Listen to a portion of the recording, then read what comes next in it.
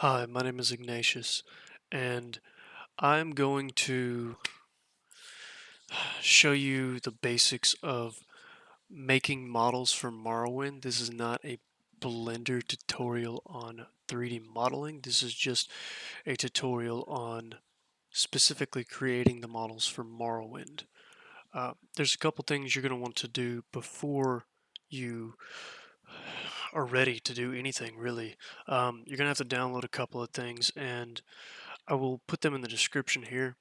But first, you're going to want to get the BSA Unpacker for Morrowind off the Nexus, and the link here will be in the description. But this will come with its own set of instructions, and what it's going to allow you to do is unpack the files that make up Morrowind, all the graphics, the meshes, the models, the textures, all that good stuff. Everything except sounds. Sounds come stuck with the files, but if you have it on Steam, see Program Files, Steam, Steam Apps, Common, Morrowind, and then your data files. And then you'll see here, if you go to Morrowind, Morrowind.esm, right? That's what you check to play the game. It's a file that pulls all the data, right? Morrowind BSA. This file is a compressed file that has all those graphics and icons and things like that, right? That BSA Unpacker is going to allow you to unpack that. And like I said, it'll come with its own instructions on how to do that. But you'll want to do that before you do anything. I put mine in documents. I just have a folder here that says Morrowind BSA, and it's got all the book art, the icons, the meshes, the shaders, all the textures that make up the game. And you'll want to do that for Blood Moon and Tribunal as well. But get that done, and then you're going to want to download G7's Blender plugin. Now this can be found on the Morrowind Modding Community Discord pinned in models, but I'll also leave this this link in the description as well. So download this guy, and then you're going to go into Blender. You're going to go into Edit. Once you've done that, you can just throw it on your desktop, wherever. Go to your Preferences, Add-ons. You're going to click Install, and just click on the plugin, and it will install it. Once you've done that, go into the little search bar here, type in Morrowind, and make sure you have it checked. You may have to restart afterwards, I'm not sure, but make sure you have it checked. Very important.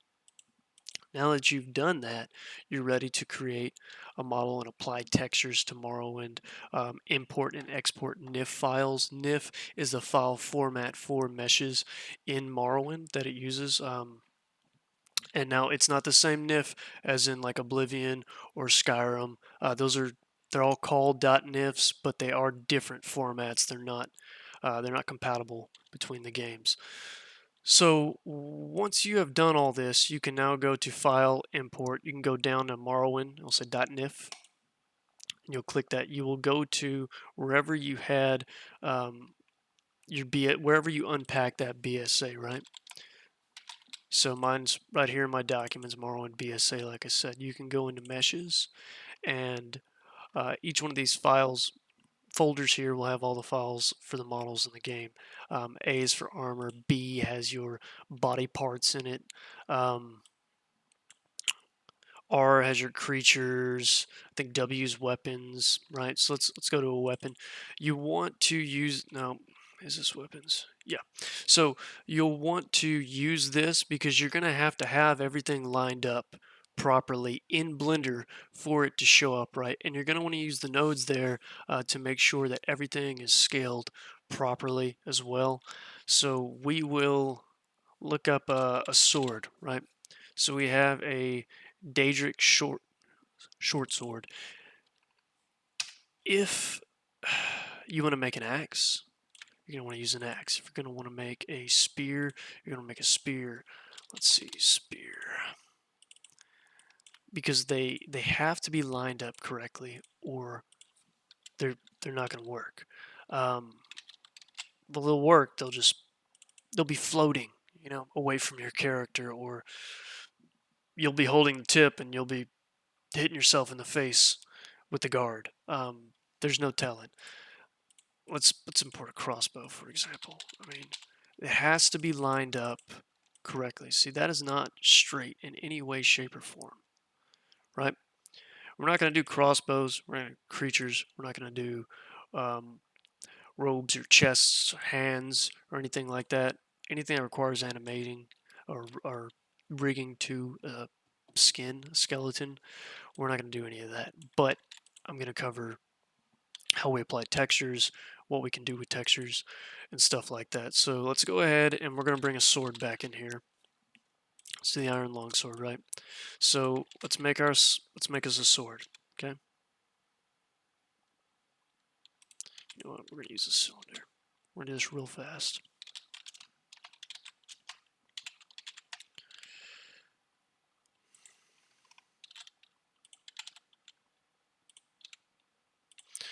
Right, so line it up.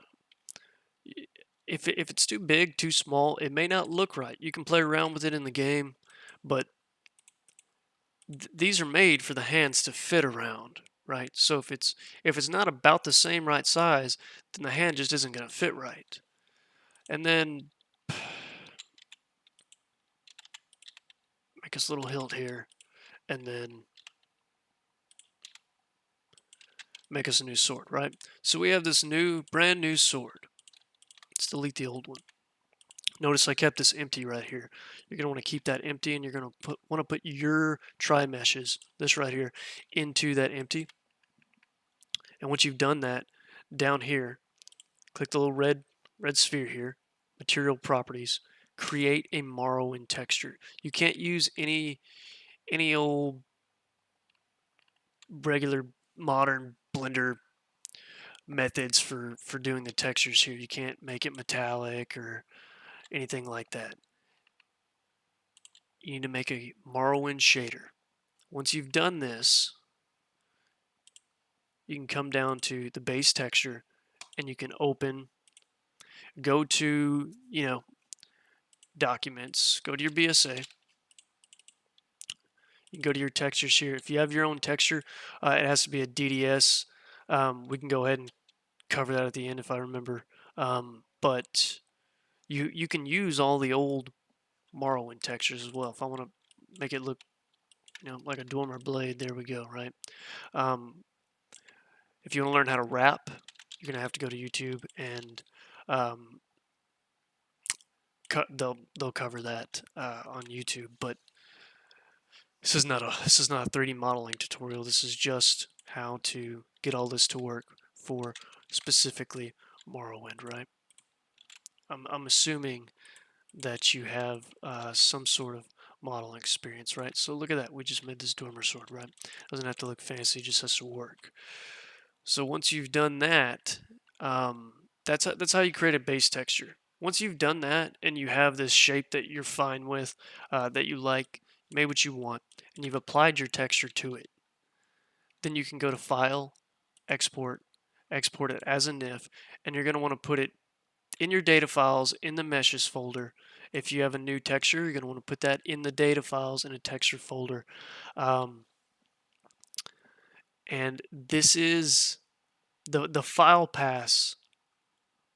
They have to be right. You can't say, okay, I'm gonna apply this texture in my pictures folder and then later I'll move it into data files and organize it the way I want to later. If you do that, you're gonna have to come back in here and you're gonna have to reapply the texture to the new file path. It has to be the correct file path from the get-go, unless you want to just redo all of your models and reapply all your textures. So you can export it now as a NIF and then implement it into the CS, the construction set, and it'll work. Now there's some cool things you can do with these textures as well. You can go into settings, click alpha blend, and you can actually make it transparent. You can apply an alpha to it so that it can be see-through. You can turn it completely invisible if you want. You can use vertex colors to change the color of this. If you do this, you're going to want to use NIF scope as well. I'm not going to cover NIF scope, so I'm not going to do anything with diffuse colors. But Even without NIF scope, if you want to make this glow, like if you want it to be really bright, you can turn up the emissive color, which is cool. But I have found a way that if you want to make things glow like this, you want to make a light that it doesn't actually emit any light in the game, but it looks like it does, because it has a glow light on it. Let's say I want there to be a gem in this, and I want this gem to glow red. It's not going to emit any light in the game. It won't give off any light, but it will give the illusion of it. And you create a new shader, and you will pick whatever texture you want this thing to, well, crud. Let's say I want to use crystal, okay? But I want this thing to glow. I don't want it to just be blue here like that. I want this thing to glow. I can come down to glow texture, and let's find the same one. And you don't have to use the same texture twice. I found that it does work very well though. If you add this glow texture to that, it looks pretty bright, right? But the brightness on this is going to stay full, even at night in the game. So that crystal right there is going to be just as bright as it is in the middle of a sunny day at 3 o'clock in the morning when everything else is dark. So that's one of the cool things you can do. You can also make them darker by using a dark texture. You can create a detail texture to add some extra detail to it.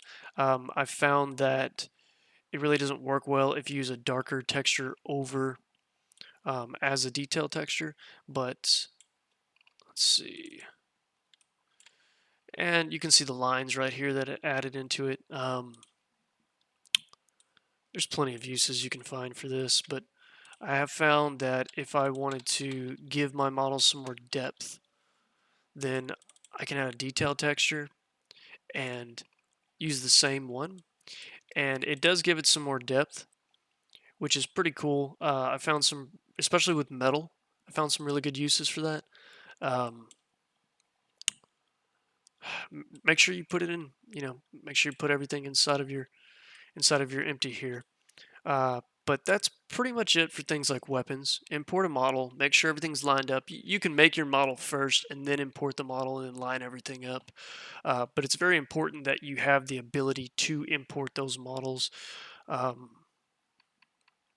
from the BSA so that you can line it up and make sure everything fits just right, so you're not having to exit the game, move it, go in the game, see where it's at, exit the game, rinse and repeat until you finally get it right after 50, 60 times of opening the game and checking your model. So without the plugin, you can't even export them. So you need G7's plugin. But let's make a crate, right? Let's go and let's find a barrel. So we're going to go to our BSA. I couldn't even tell you where that is. Let's find it real quick. Clothing, effects, activators. Activators will work. So let's find a barrel. That's a big ass barrel.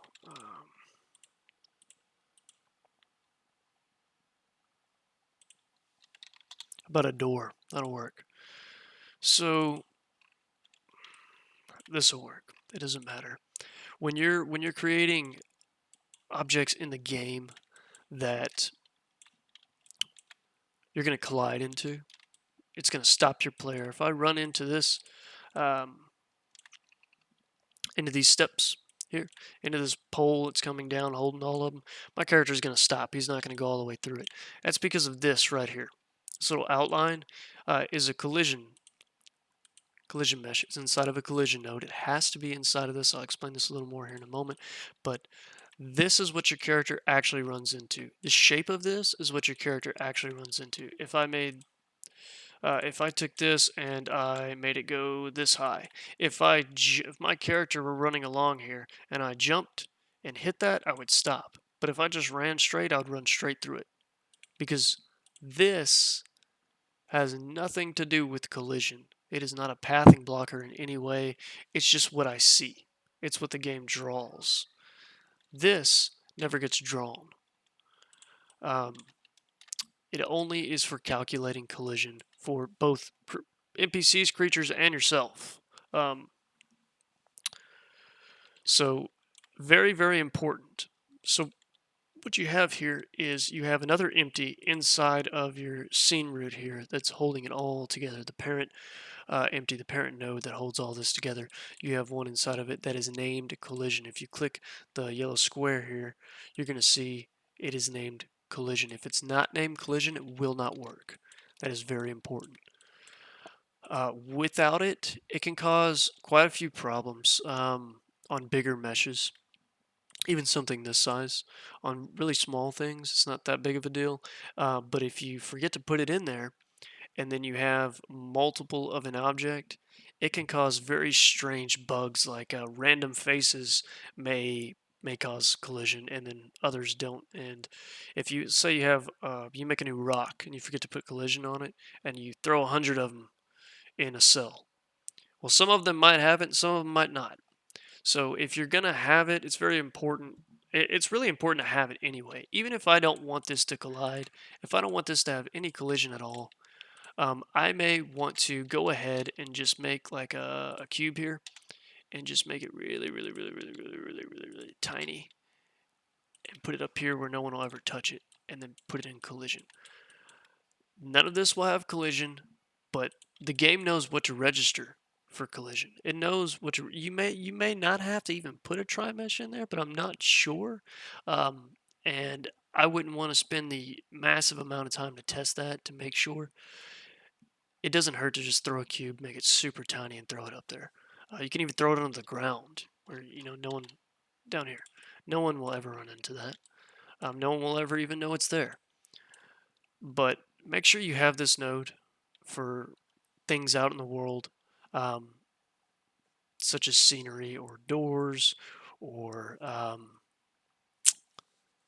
anything your character can see that it can't equip or put inside of its inventory. Things like items and weapons and armors you don't need collision for. They're not even going to work if you put them in there, so there's no point. Body parts you don't need collision for. Creatures, they use bounding boxes, which are similar, but they're not collision nodes. They're bounding boxes. If you import a creature, you'll be able to see that, especially now that you know what that does. When you see bounding box and you see the way it's set up, it'll look the same. It'll just be edges. It won't have any faces on it. It does the same thing. That's your character. If your character hits it, it'll hit it. If your character runs into it, it'll run into it. Um, so you'll know what that is when you see it now. You can have so Morrowind will triangulate this plugin even will triangulate all of your meshes. So you'll see here that this isn't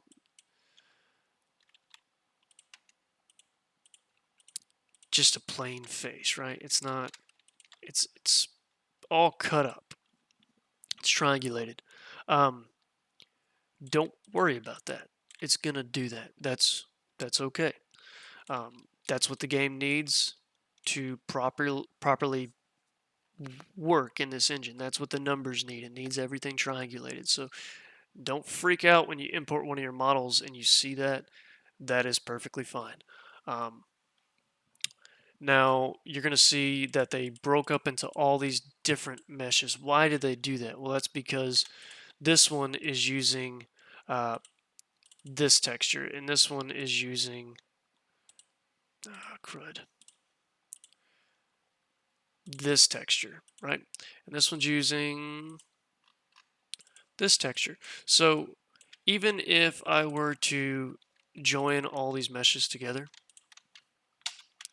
when I export this, it's going to break up all of all of this mesh into each material. So if I were to take this mesh and hit F3 and separate by material, that's exactly what it's going to do. So when you import one of your meshes, or if you import another mesh, unless you're going to be, unless you need those uh, vertices merged because you're not comfortable working with more than one tri-mesh like that, you can, merge by distance, I guess, and then you could edit it, and that's not even always going to work unless you have, your settings where you have a higher, on Blender, where you have a higher range for your merge by distance. But as you can see, not all these are going to line up, and it doesn't have a back and stuff like that. Don't worry about that, because your players are never going to see that. You can't tell me you've noticed that in game. So unless you're going to do that, then I wouldn't worry about it. I would just select all of them, go into edit mode, hit Control Z, and then select more than one tri-meshes vertices at that point, and then edit them, and then rework your UV wraps, because it is going to separate them by mesh. I mean by material. Let's see what else is there. I'm sure there's plenty more.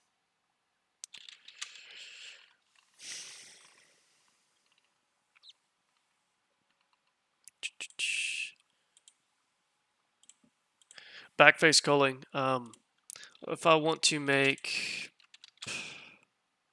this plane, and I want to put this plane, I want to make this plane something where I can jump through it, right? I want to make like a little trap or something where it looks like a floor, but I'm going to fall through it whenever I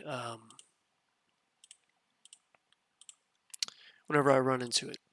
So I'm going to give it a mesh, a texture, and then you'll see one face, the normal is facing upwards here.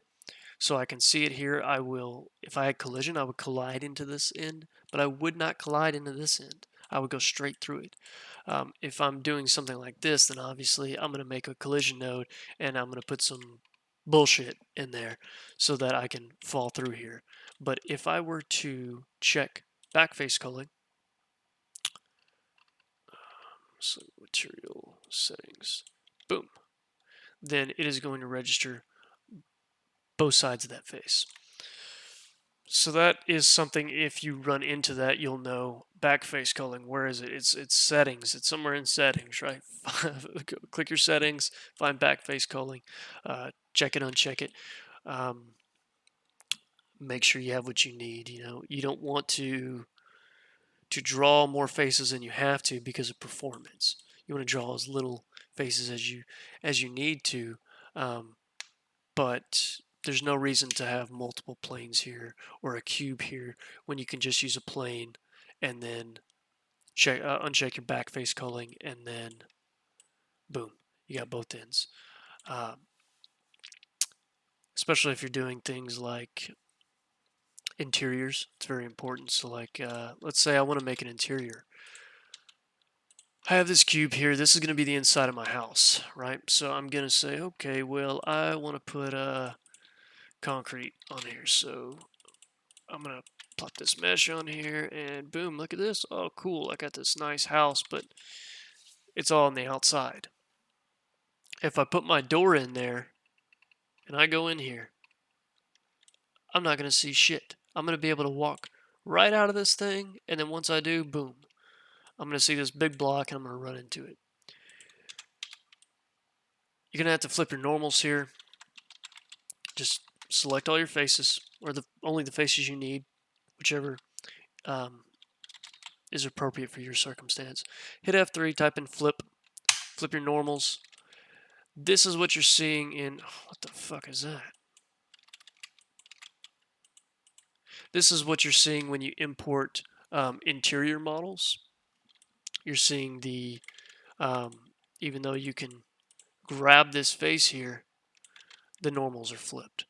So if you're making interior models, make sure that you can see. I've made this mistake plenty of times. I have plenty of interiors that I have to every time I'm working in them in the construction set, zoom all the way in and work in this tiny space, because back in the day when I was learning, I didn't flip those normals. I just said, oh, well, I'll just extrude this and make it bigger, and then okay, there we go. Now I can flip the normals on the inside and go in there or whatever. But if it's flipped like this, when people load it into the construction set, or when you load it into the construction set, they'll be able to see from the outside and be able to work in a reasonable workspace. So that's very important. When you're working with tile sets, in order to get them to work on the grid, everything has to be the correct dimensions. What I would suggest starting off, if you have more in-depth questions, feel free to ask anything in the Morrowind modding community. They even have a models channel specifically for asking questions about modeling for Morrowind, or modeling with Blender even. We can answer a lot of questions. There's a lot of guys who know far more than I do there, and they can help you out a lot, especially when it comes to things like rigging things to animations and stuff like that. I can show you basic stuff, but they can troubleshoot down to the bone. So let's go to our BSA. Let's go to interior. That's not interiors. I haven't used a lot of this stuff in a long time. These are exteriors and X. So you'll see here, if I load Telvanni mushrooms and stuff, you'll see the collision node there, right? It's not the same shape. You don't want this many faces on your collision node, because it's going to try to calculate for all those faces. When somebody runs into that, it's going to calculate all those faces, and it's going to bog your game down. It's going to lower performance. It's going to drop people's frames per second. You don't want that. The whole point here is to minimize calculations on the collision. That's a whole purpose of this, is from my understanding. So import quite a few models, and check them out, look at them now that you know what you're looking at, and you can really see what's going on there. I do apologize. I don't even know where interiors are. I haven't delved into this BSA in a long time. So D's for doors. Now things like doors, there are some that are animated, and you can look at them and you can see that. Let's go ahead and do that real quick too. Good Lord, I cannot find these. Is there no containers? Floor and containers. N is not an N. What's an M? MISC. Alright, fuck it. You can find the interiors. Let's go ahead and look at, let's say I want to make a windmill. So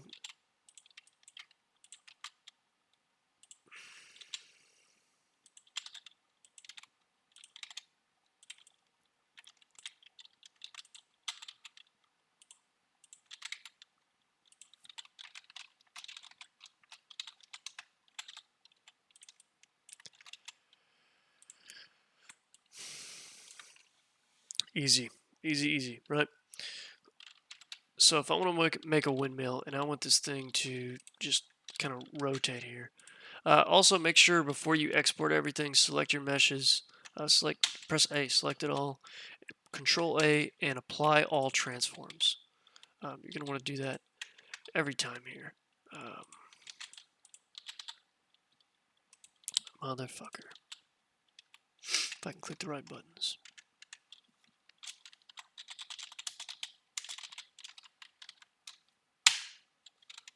There we go. Set your origin to your geometry, to the specific mesh or the specific tri-mesh here that you want to animate. So I want my windmill to turn. Okay. So make sure you're here on your second panel if you don't have one. Create a second panel here and go to timeline, and then you are going to want to come here where you named it to collision, right? Object properties, little orange square, and you have here 1 to 250. Let's say I want this to go from 1 to 50. So I'm on 1, and I am going to be rotating this. So I'm going to check my rotations so that everything starts at 0 degrees. And I'm going to go to 50, and I want this to be at 360 degrees. 300, and let's do 359, right? We're going to rotate to 359 degrees at 50 on your timeline. Check them here. Press space. Oh, well, my bad. We were only rotating on the y-axis, so just uncheck your X, your Z, and then you should be rotating on your y-axis there. And now you have a turning windmill.